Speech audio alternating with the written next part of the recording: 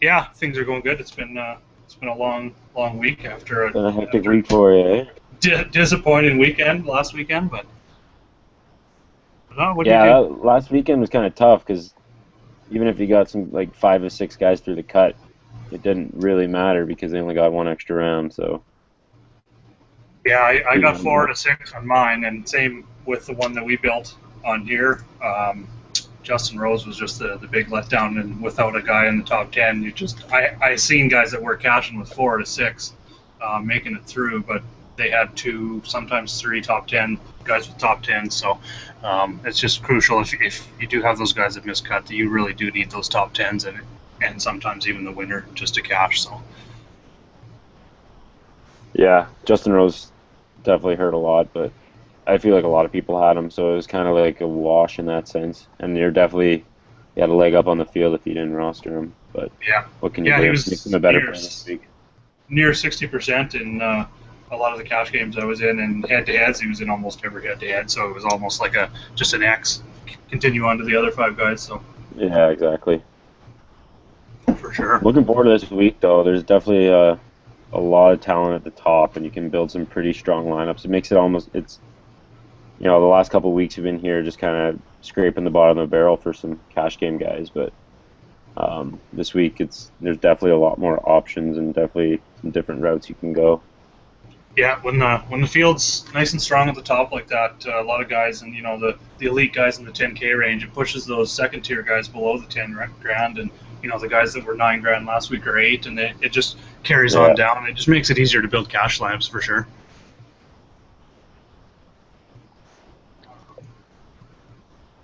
Yeah, so All probably right. go Well, we'll most start at the top, for obviously. for sure. I Are know you? I'm going Go balanced ahead. this week. Definitely going balanced this Are week. you? Yeah. Okay. The Rose thing kind of got me, so I've built a few lineups now, just kind of playing around, and I definitely like my balance lineups dipping below the 10K guys. So I'm not considering anybody above 10K for cash this week, but I could definitely see the case for guys Really? like McElroy for sure. Um, if he stars and scrubs for sure. Henrik Stenson. There's a few guys. I mean, they all make sense really, but for myself, I know I'm going below the 10K range. It sounds like you're possibly thinking going stars and scrubs again. Not. I just don't consider the guys in like if you do put in Scott or Stenson. I don't think some of the guys that you have to stoop down to are really scrubs. So I think you can still make a solid lineup that way. For sure. Um, I just like where do you if you're not going stars and scrubs, where do you think you're gonna start? Like I've been starting who's around who's your the first guy that you're putting in? Matsuyama. The first guy I'm putting in, I guess, I'm going down to Charles Howell again. Okay. He's been good in cash, so that's kind of where I'm starting. Is right in that just below the average range when you're starting out your DraftKings lineup. That's where I And started you're this week. filling it in with like the high 7,000 guys. I actually went with after Howell. I dipped down into the high sevens, mid to high sevens, and then and that kind of left me in an area where I could go up to the two. I actually got two of the high 9 guys in my cash lineup that I like. The one that I like the most. So didn't wasn't forced to go Okay. high enough. I would have probably gone a little bit higher if I had that cash left from where I started making my cash lineup, but. Where I definitely started, I didn't need to go above the 10K, so it actually worked out nice. I usually start at the top, and with Right. Rose, where I started with Rose last week, and just thought I'd try something a little different, a little more, even more balanced this week, and it's looking really good so far. So you mentioned before the show that you kind of used a different stat that you really haven't looked at previously, which was scoring before the cut, I believe, scoring average. So Yeah, I in the threw first that two in. rounds. Yeah, I threw that in this week. I'm not 100% sure. I haven't ran any tests or anything yet just to see how much it correlates, but it makes sense for cash games for sure. Because I mean, next week I probably, or even after this tournament or after this chat, even tonight, I might even add the final 2 rounds just to kind of compare the two and see if it correlates with the guys that we normally think are guys that make the cut and just can't finish on the weekend. So Yeah, yeah, that'll be interesting because I don't personally have that information privy to me, but it'll be interesting to see kind of like what kind of guys pop out that might be a little different than or someone we might overlook. But one guy I know that would probably stand out is Charlie Hoffman. He's not in the field, but he's one guy I'm pretty sure would definitely fit. In the good scoring before the cut and not so good on not so much Saturday, but Sunday for sure. Yeah. But yeah, that's definitely a good strategy or stat to use if you're just looking for cut makers, guys who score well on Thursday, Friday, typically play on the weekend. And that's where it really stuck out at Charles Howell, is he ranked second in that stat. So it grabbed my attention right away when I started looking at who's the best in the field, scoring average before the cut, and he's right there at the top. So. All right. Well, yeah, like. To be honest, I've kind of had a pretty busy week this week, so I haven't like dove deep as much as I would have liked for some of the guys I like. But thanks to this handy dandy spreadsheet here, some of the guys that I initially thought I would like definitely pop out, and Adam Scott seems to be the one at the top for me. At $2,000, a bit cheaper than Rory, definitely gives you some savings. When you're building a cash lineup. I know he's only played here once, and he missed a cut last year, so definitely doesn't have the best tournament history, but all his stats line up to play this course extremely well. And like I said, the $2,000 savings is extremely nice. So I'm starting some of my cash lineups with him. I haven't really solidified my number one cash lineup yet, but I think Scott's going to be in it. Just because some of the savings you can get down in the 7,000 range, you can make up for some of the money you spent at the top. Yeah, I can totally see that. Second in tee to green, and then his long irons, he's phenomenal. Par 5, I mean, he leads the tour in par 5 scoring, so he's definitely a guy that I think is in that top 10. When you want those 10K guys, you're looking for top 5, top 10. He's definitely got that this week, I think, for sure. Yeah, and I looked over Stenson, and I looked over Rose. I think they're more GPP plays. I think they're both going to be low owned. It'll be interesting to see where because Dustin Johnson was highly touted before he withdrew, so it'll be interesting to see where his ownership ends up. Did you hear why he? I think people might just. No, I didn't. I didn't either. I was just kind of looking for that. I didn't actually see, unfortunately. I thought you had some funny story lined up there. That would have been perfect. No. I didn't see why he pulled out, but yeah, I saw he was in the tournament and kind of knew what this course is all about, but it's too bad. I just think a lot of people go up to Scott, so. Yeah, with in that price range, you're looking at Stenson. A lot of people, looking at that tournament history and three straight missed cuts there, 2011 to 13, and only a 58th place finish last year. I mean, a lot of people, like you said, are going to go to Scott, or I don't think they'll dip down to Rose just because of the last week, but definitely Scott. Fowler's not that much more expensive either, so Stenson for GPP for sure. I can definitely see that.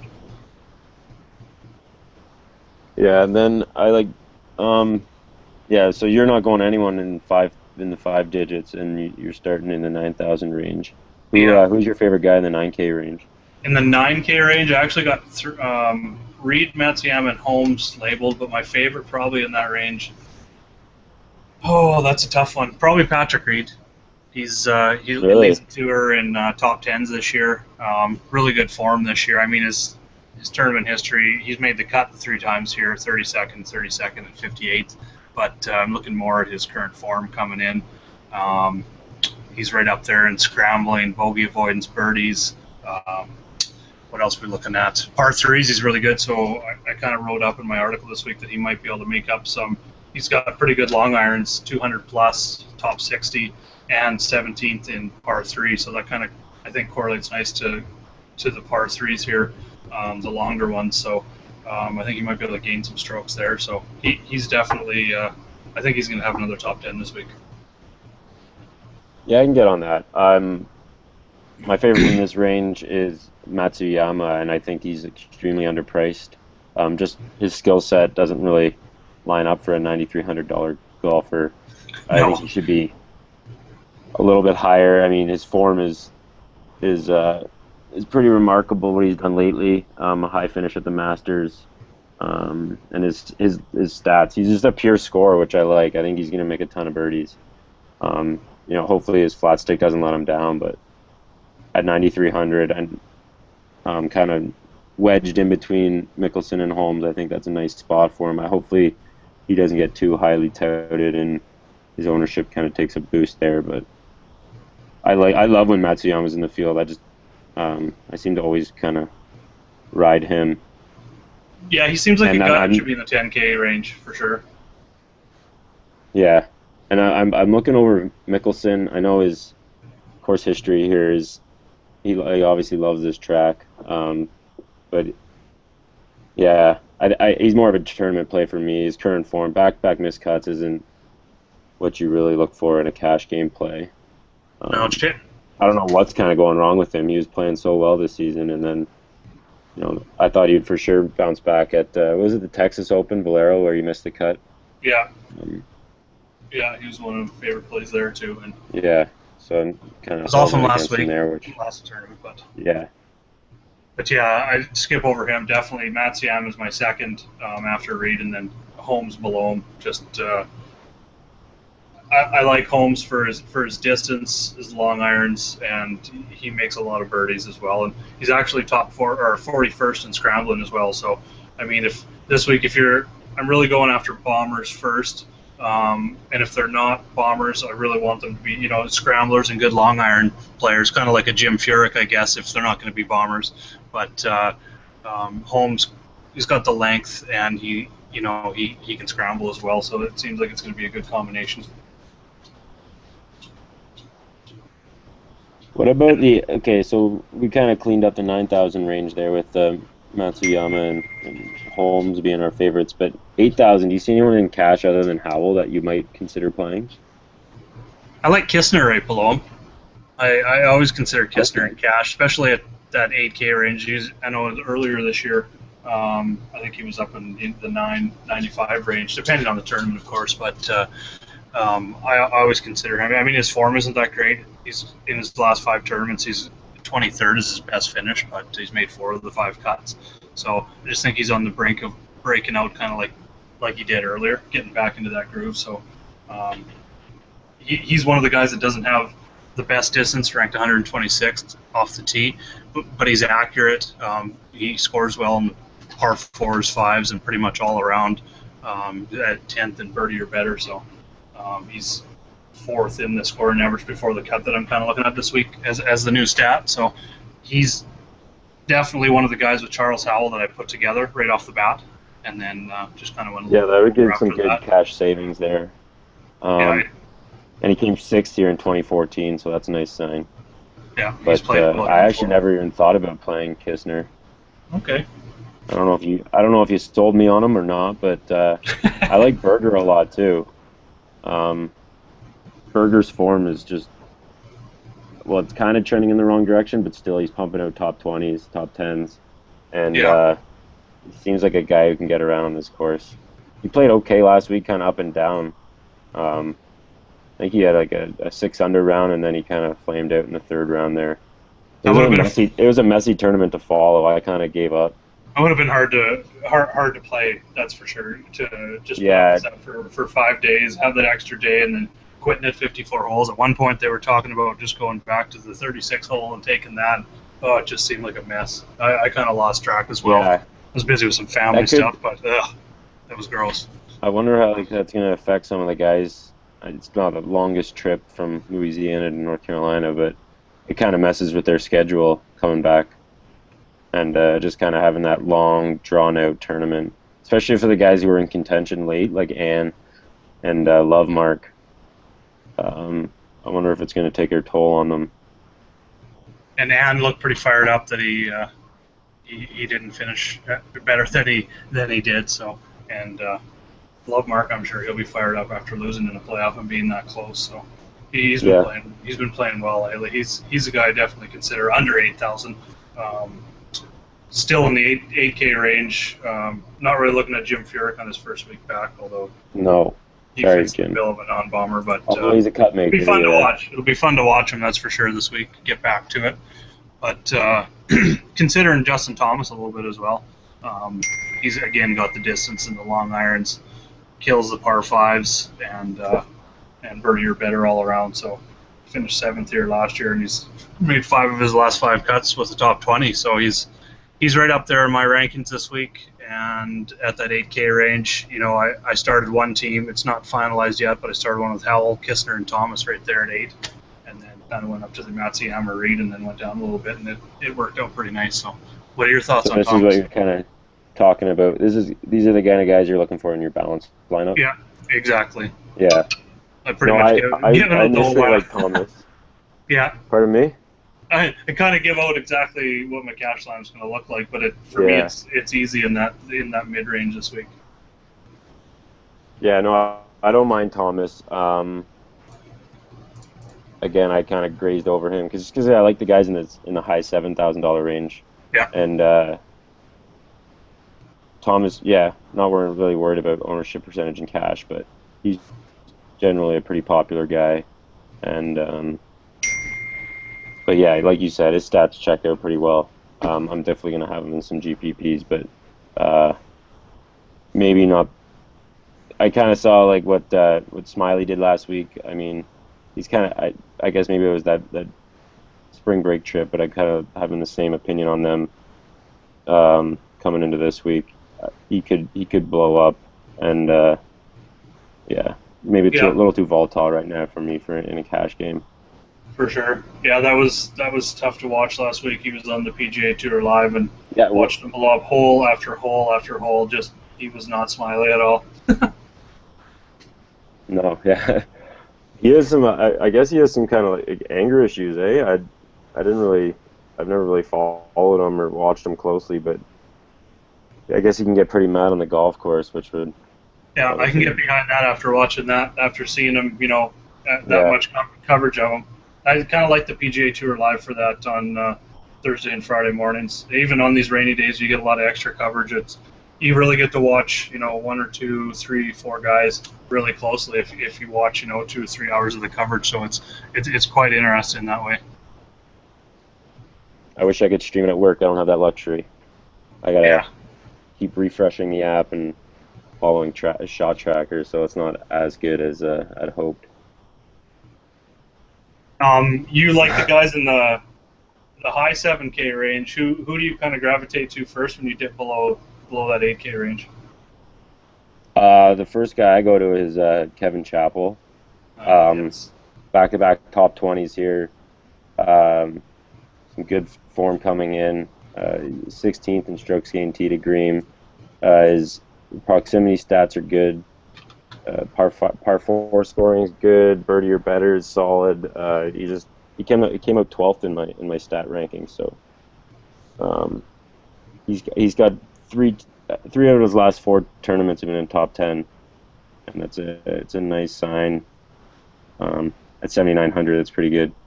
Can't really complain with that. I know he skipped the Masters in one of those tournaments. I think it was in Puerto Rico, but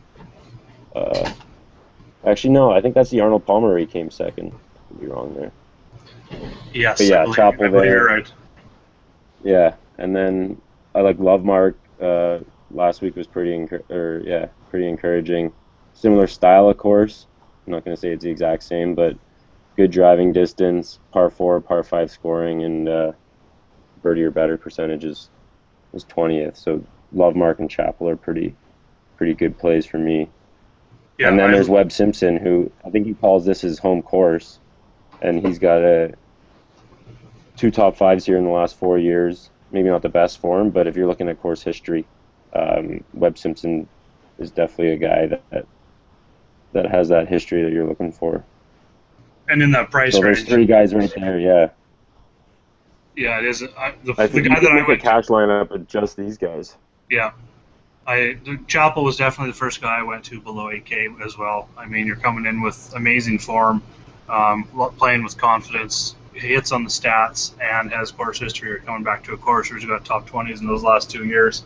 So it's definitely ranks high in overall rankings for me as well. Love Mark. I have him marked as cash game play now. Simpson more of a GPP, but I could definitely see, the home course, he seems to be very comfortable here. The forum kind of swayed me away from and kind of called him a, more of a high exposure GPP play than cash game play, but I could definitely see using him in cash as well. Yeah, and the ownership of these guys, I don't see any of them really getting too inflated, just because there's so many. Unless I guess guys are just picking from this little pool of players here. Because then you got Bryson, Woodland, Kazire, who's been playing well, Patrick Rogers, who has a good came second here last year, and his stats match this course. So this area is pretty rich with players that you can build a cash game lineup around. Yeah, you could leave a lot of cash on the table and build a nice cash in that range. Not the most recommended play, but you could definitely do it. I mean, that could be a good GPP play if you want to leave like a couple thousand on the table. Yep. But no one would have that lineup. Kazire surprised me last week. When I went over my head-to-heads just to see how much of him was out there, and I didn't put him in I used him as GPP only last week. I mentioned him in my article, but he was in out of my $5 head-to-heads. I went in 10, and he was in 8 of them. He was all over the place, and he played really well last week. It was awesome. So I think he might carry again 2 top 10s and a top 15, 3 of his last 4. So I can definitely see him carrying that confidence over to this week. It's his first trip here, but his stats definitely line up for him to have a good week. Yeah, Kazire, I didn't think he'd be that highly owned, but I guess people did a lot of reading last week and put him in, because I think I had won in that toughest $5 in golf I was telling you about. I think he was like 30% owned, I want to say, which was pretty high, and he kind of returned his value there. I didn't have him, so it kind of screwed me, but yeah, and then just going further down, for me, I like Grillo, however you want to say it. Don't have that Spanish accent, but I think he's a great GPP play, and I think he'll be extremely under-owned just because of the guys who are around him. But maybe not the safest for cash, but definitely a way to differentiate your cash lineup if you want to put him in there. He came 17th at Augusta, so that's a nice, showing some good form. He's a guy. He was one of probably the second or third guy I put in I built a separate head-to-head lineup, just with a little less chalky guys looking for that 10% or less ownership kind of thing, and he was right there for me at the top of my list for those guys for my head-to-heads, and then definitely going to have them a lot in GPP as well. So I can see that for sure. Definitely on the Grillo this week. And just kind of similar players to him is Patrick Rogers and Justin Thomas both came here for the first time last year, and both came inside the top 10. So, I mean, you don't need a ton of course history to perform here. So you shouldn't be really scared away from Grillo or Kazire, some guys who are seeing this course for the first time. Just avoid the bogeys on 16, 17, and 18. Yeah, apparently, that's a tough stretch there. The Green Mile. Yeah, it's... We had a question here if Lovemark is still safe for cash. I'm not really sure Jamie Lovemark's makeup. I don't know if he's kind of like someone who's going to sulk all week about a tough loss, but definitely a tournament he kind of handed away last week. So I'm gonna go with the narrative that he's someone who's going to use that as fuel and kind of step up his game this week. And I just not sure enough on him. I would use him in head-to-head, but not in my 50-50s. I just not real sure how he's going to rebound from that. It could be really good or it could be really bad. So when it's that far apart for me, whether he's going to do really good or really bad, then I tend to just kind of fade him a little bit for cash games for sure. I'll have a little bit in GPP, but I think his ownership could also be a little bit high for GPP as well, coming off that strong second place last week. Recency bias. But I'd rather use Chappell at the $7,000 range or $7,900. Yeah. Like this whole $7,000 range is full of guys that I really like. So it's gonna be tough for me to finalize my cash lineup just because of all these guys. What about Tony Finau? Are you on him this week? Doesn't he have the baby narrative? Didn't he have another baby here just recently? Yeah, he did. Yeah. I don't know if it counts if you already have a bunch of kids, but yeah, it's his fifth, I think, or something. A lot of these guys winning, it's like, yeah, fourth or fifth. I thought he was young, but I guess he got to work early. He definitely fits the stats model. He's great long irons and second in distance this year, and again, he crushes the par 5. So finished 16th here in his last trip last year, or in his first trip, I mean, last year, and yeah, I would definitely consider him. I didn't have to really come down that far with my team, but if I'm going a little bit higher up into that 10K, I'm losing you. Not better. Can you hear me now? Yeah, I think we're good. Awesome. I don't think I'll use Finau for cash, but definitely a guy to look out for. He's not very accurate. He was a guy I was on last week too.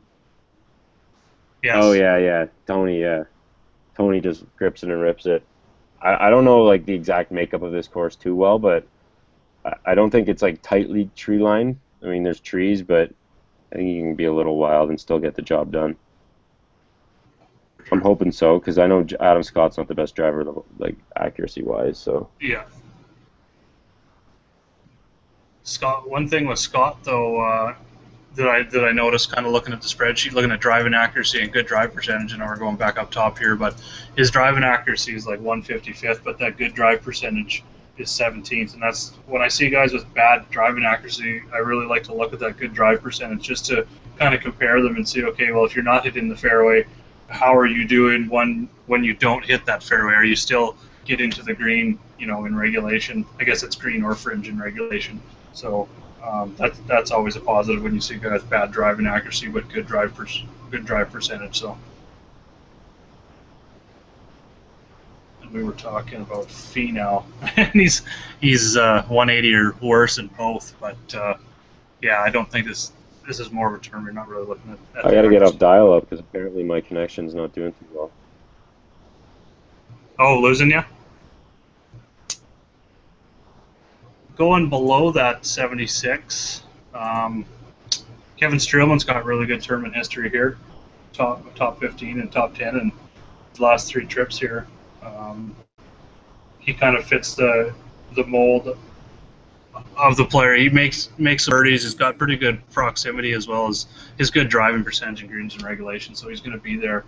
I kind of consider him. I didn't really have to go that far, but it's pretty close. And then I know the guys before were talking about Graham Dillette. He would be GPP. I just don't trust him enough, but I can definitely see he's top Canadian for me this week, GPP-wise for sure.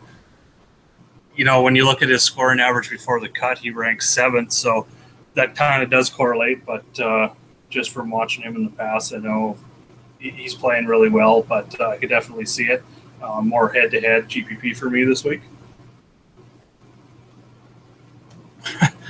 Oh, yeah, extra points for the top Canadian.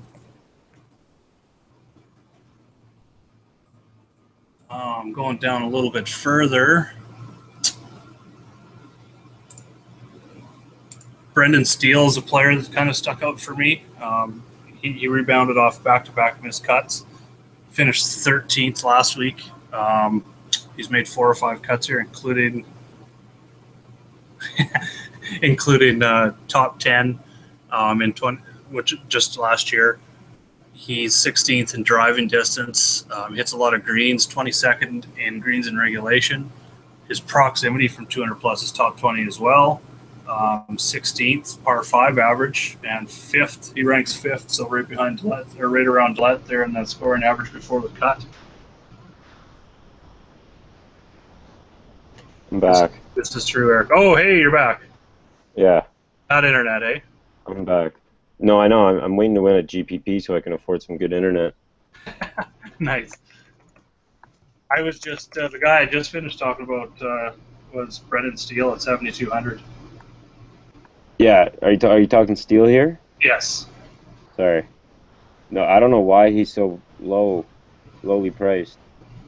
It's still Doesn't kind really of. make I sense think to that me. price is coming off that back-to-back cuts, but you see other guys, their prices don't drop like that coming off cuts like that. But Yeah, might have a lot it to do doesn't with it. But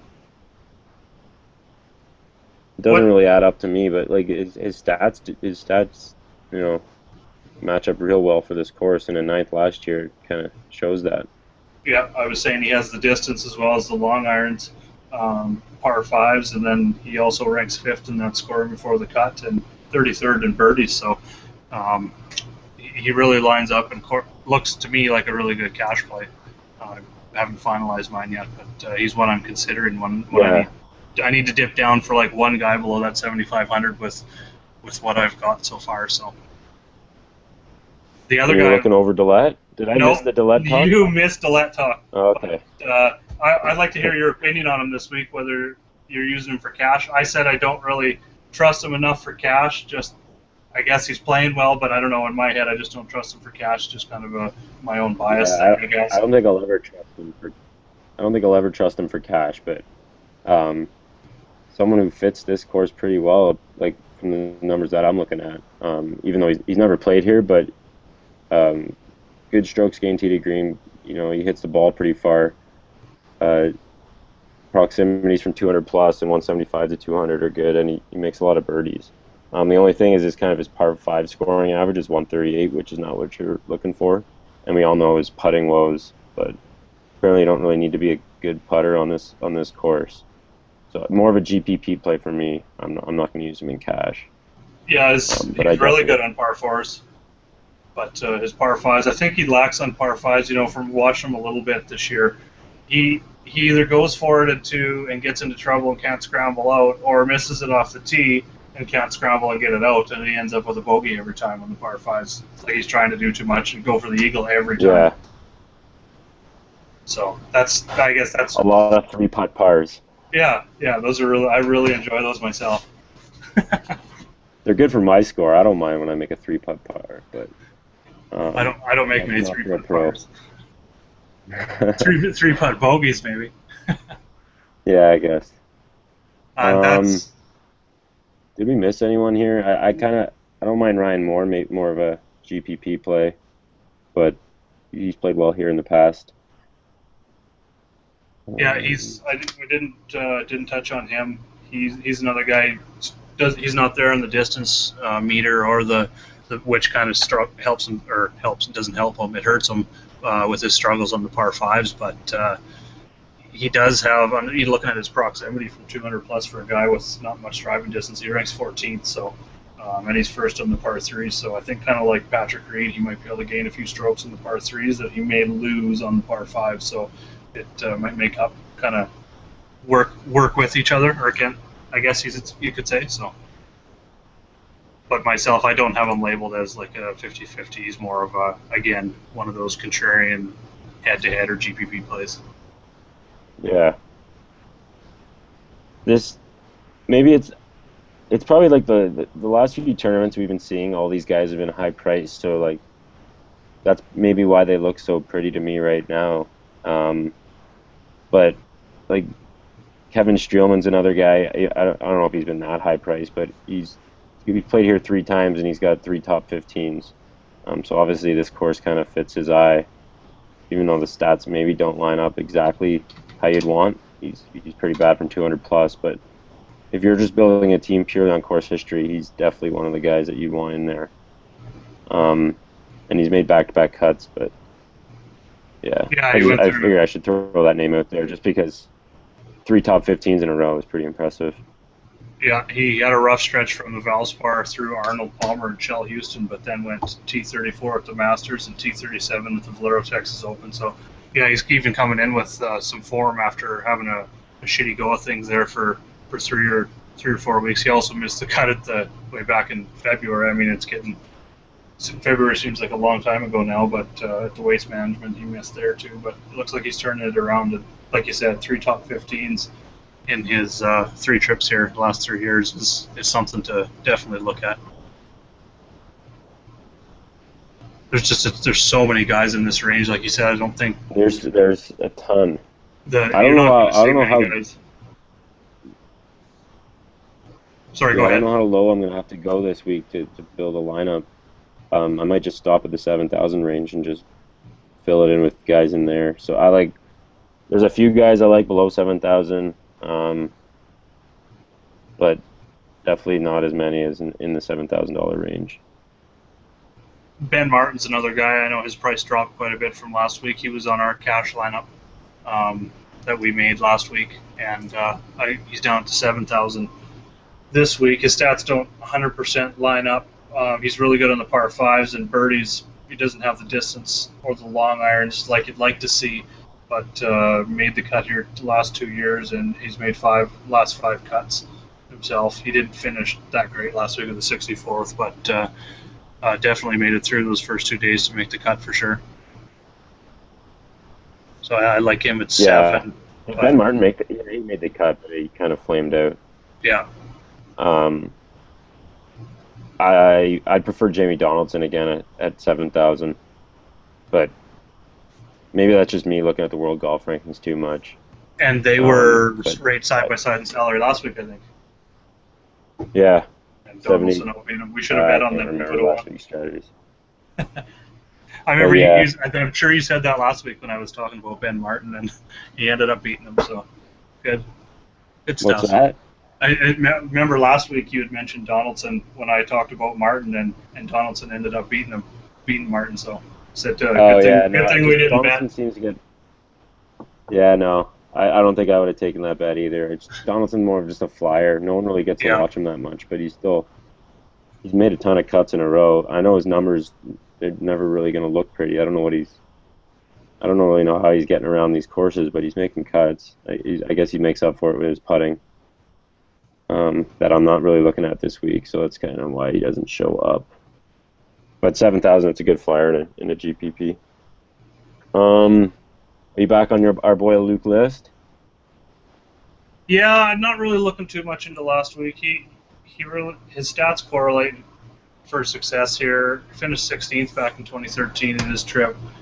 I'm not really going to look too much into I mean, a lot of stuff happened last week. It was just a crazy week again, so I'm going to try and not have recency bias step in, but 6,900 just seems like a great price. I mean, he's 11th in driving, not great, but top 60 long irons, as well as par 5. I mean, he's 25th in par 5s, and he just sits there in some of those stats. I think he can rebound here this week, so under $7,000, definitely a cash consideration. He's kind of got the same makeup as someone who else is probably going to be really popular this week is Harold Varner. They kind of have a similar style of game.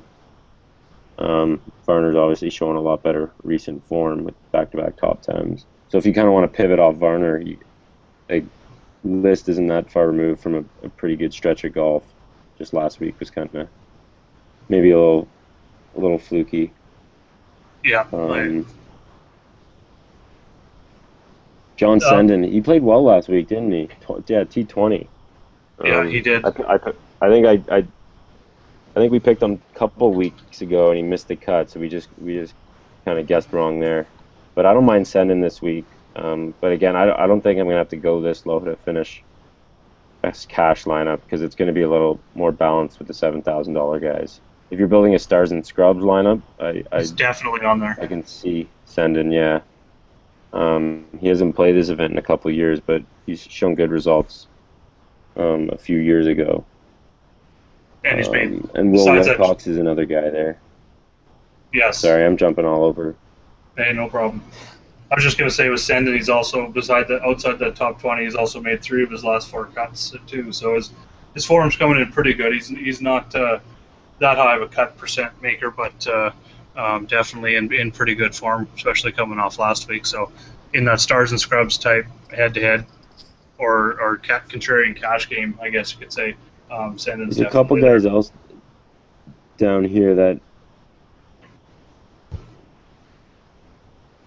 man, I gotta get a new. My internet is so bad. This is brutal. Good thing it's not like a podcast or anything where we gotta edit it out. You'd mentioned Will Wilcox. Yeah. I don't mind Will. Probably more of a GPP lineup. I'm just rhyming off names here. But there are two guys a bit below these guys that I actually could recommend for cash, and it's Will McGirt and Lucas Glover.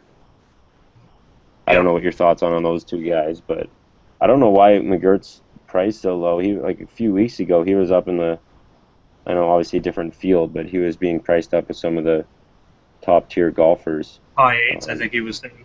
Yeah, and we were paying up for him back then. I think it was the tournament history that got his price down, but I mean he's coming off a 28th last year, so I don't think he can look too much into that. But coming off back-to-back made cuts, and I mean look at all across his stats. Besides that one driving distance stat, he's right there in all the stats I got on my cheat sheet this week. Whether it be driving distance, hitting the greens, long irons, par 3s and 4s. His worst is the par 5s, but he's still top 80.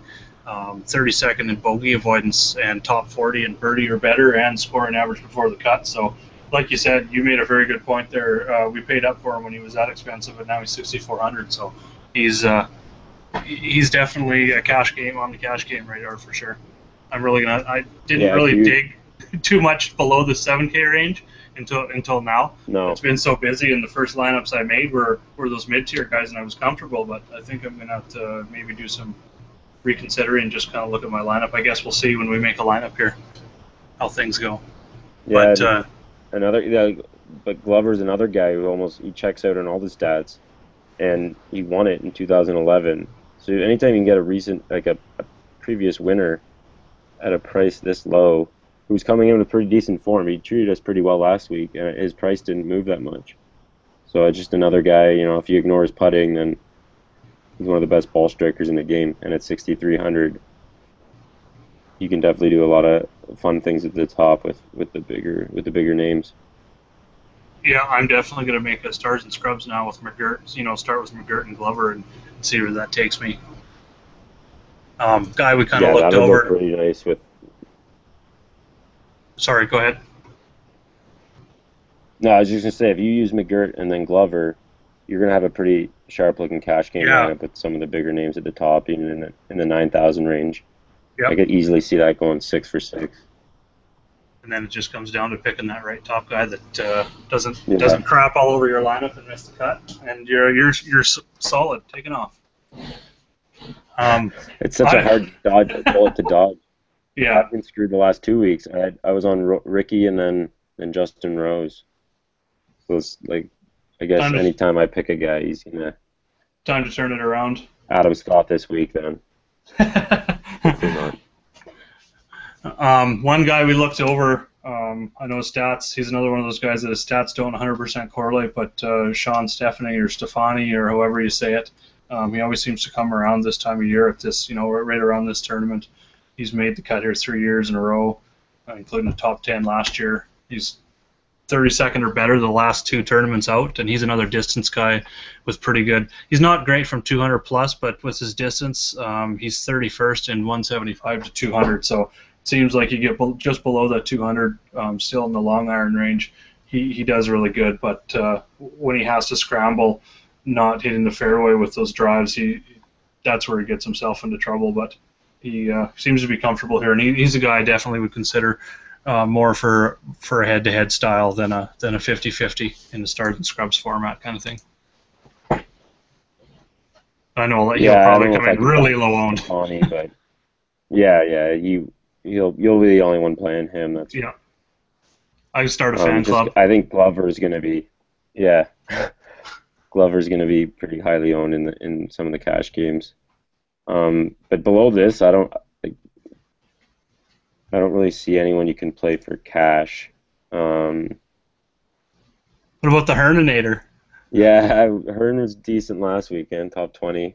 I used him in the back-to-back weeks, top 20s. I might ride him again, but he's another guy that lacks that distance and needs when you don't have that distance, you really need to be almost perfect in the other areas of your game. For 4 straight days to be in contention, or at least 2 straight days for cash games to get through the cut what we're looking for. But so there's a little less margin for error, you could say. Yeah, but he's been playing well, so you can probably keep it going. But not a cash game option for me. No one really down here is. I don't know if we want to highlight some of the guys that maybe pop out. I see Roberto Castro checks out on a lot of the stats. He's pretty cheap. Yeah. Talking about Roberto Castro, I definitely he's actually on my main cash lineup that I made, the one that I'm sitting with right now before I go and edit it. Yeah. I actually dipped down that far. I got three of those guys below 10 that we were talking about. Holmes, Matsuyama, and Reed. So it was Reed, Matsuyama, Howell, and then I went down there. So I really like him here this week. And then what about Sean O'Hare? That's just in my head. We do. He screwed us, and we kind of were off him. He's got again. He kind of seems like he fits. He got 2 top 20s here the last 4 years, and then 2 missed cuts. But for me, he's more of a GPP play. I think he's won this event. I could be wrong, but yeah, he's definitely shown the tournament history. I have him in some GPPs, but I'm not going to trust him in cash. Yeah, he won back in 2009. So it seems like he either finishes not win, but he's either since 2007. He's either or 2006 even going back. He's either missing the cut or finishing really well, which to me kind of fits the GPP mold a lot this week, especially with how he screwed people. He's going to come in low owned. Yeah, I like him. And our boy Nick Taylor, another guy who's been playing well, bombs the ball. Some good Canadian options this week, actually. I don't mind these 3. Yeah, I might start a they all lineup kind of seem underpriced, and they're playing well. Yeah, Kenny makes the full. Kenny makes the Korean sandwiches, and I like the Korean barbecue last week. Did you see that lineup? Yeah, that was good. So we could probably come up with something. Yeah. Yeah, both below Castro there. Geez, below the 6K, Castro for sure. Like I said, I like him a lot. Digging lower than that, I mean, I haven't touched it. We're just throwing darts down here. Boo Weekly showed history, but yeah. No, not guys I would recommend for anyone for cash. No. It's too rich in that mid range to have to go down there and take those kind of risks. But so I guess we'll do our must-have guy. Who's your one guy that you're turning to first? I know you mentioned Adam Scott, but is he your one guy that you're turning to? Is there must-have for cash this week? No, this week it's Matsuyama. Matsuyama. I expected to see his name a bit higher up. I don't know how much higher up it can go, but probably ahead of Phil and Reed. But at 9,300, I think that's a good discount for a guy who's going to make a ton of birdies, and he checks out everywhere other than putting. And like I said, I'm not really looking at putting this week, so I like Hideki a lot. For sure.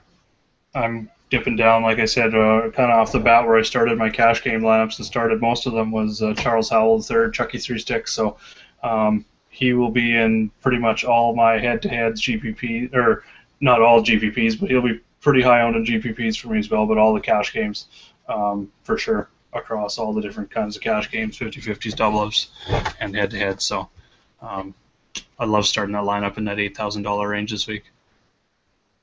Yeah, you can go up or down right after that. So I like Charles Howell again, but he's never going to win, so just kind of maybe that's probably why I'm not in love with him, but I just don't see him winning.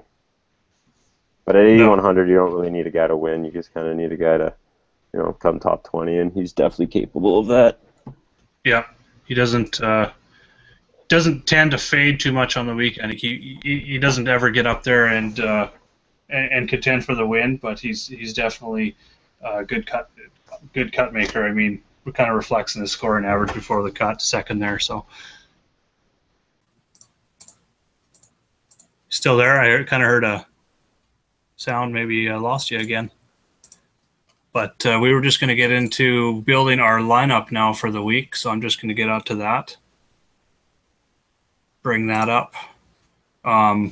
We usually go back and forth, but seeing as we lost him, I'm just kind of going to go through myself.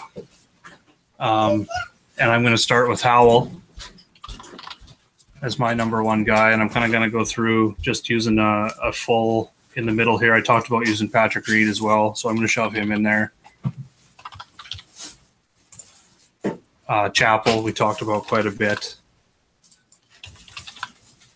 So that's 3. That leaves us with 8,100 average, so staying in that same range. Probably going to go down. Take John Senden and throw him in there. Puts us up to 88. No, I'm going to take him out. And I'm going to go to Matsuyama. And then we're in that 7,500 range. So we need 2 guys in that middle. Steele. 7,800. The one guy that I really liked in that range is Grillo. I think I'm going to roll with him. It's his first time here as a rookie, 2 top 20s in his last 3. But his stats definitely sit there nice in my cheat sheet this week. So, and he fits just in the exact price that we got left. I did. We can definitely build a second one because I went through pretty quick. Yeah. All right, no problem. I put my phone down on my computer, so I put it asleep. So that was kind of, I don't know what the hell happened. Jesus.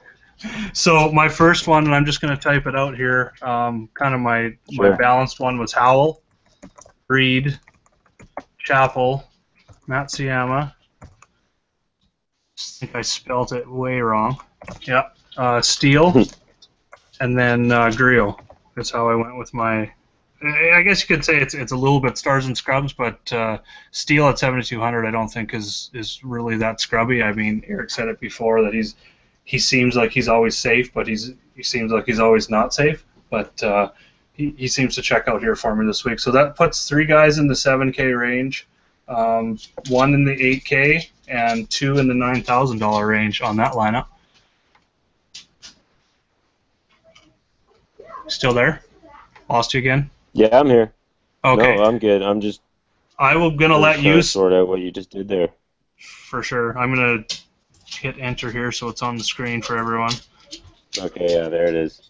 And then probably will line up looking a lot like that. I will let you start, and I'm pretty sure you're gonna start with Matsuyama.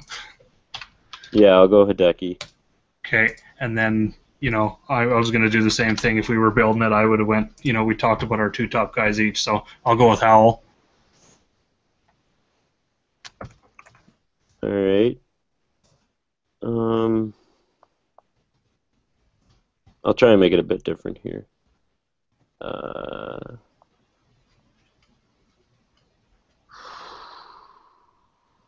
right, I'm going to go Glover.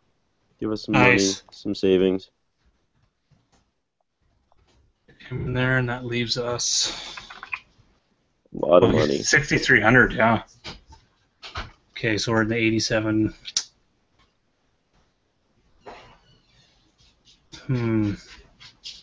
I keep going back to Kevin Chappell, so I have to throw him in. That leaves you 9,200 average. So we could either go one. I'm going to take a top guy here. I was just going to say it seems like it's a good time because that doesn't really take me down that far. I went Stenson. I don't know what that really leaves you with. Not the best options there. I could probably pay up a bit more. Yeah, I would go. Let's go Stenson. I'll go Scott. Oh yeah, you could go even more. You could go. Yeah. Grab to McElroy if you wanted. I think so that's 7,800. 7,800. I don't know if I want to trust him for cash. He has a really good track record here. Gary Woodland. He's top 20 in my overall rankings. He's right there at that $7,800 price tag. I'd like to go up to like you said, Simpson. I know you talked about liking him.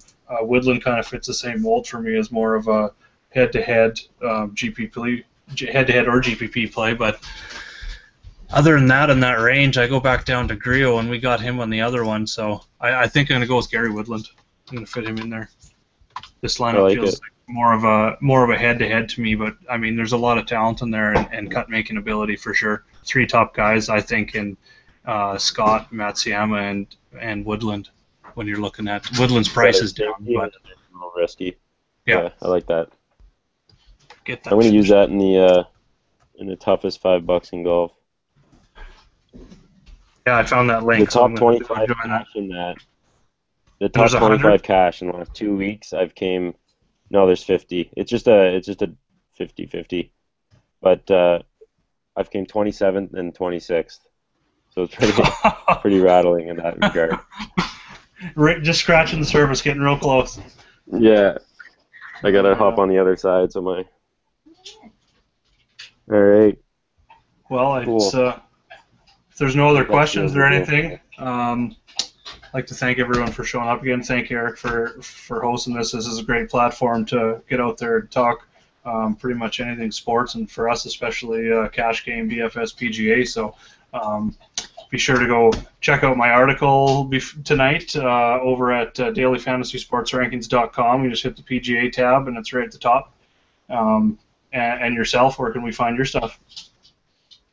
You can find me at the Fantasy Golf Degenerates blog. I'm going to try and pull it up here.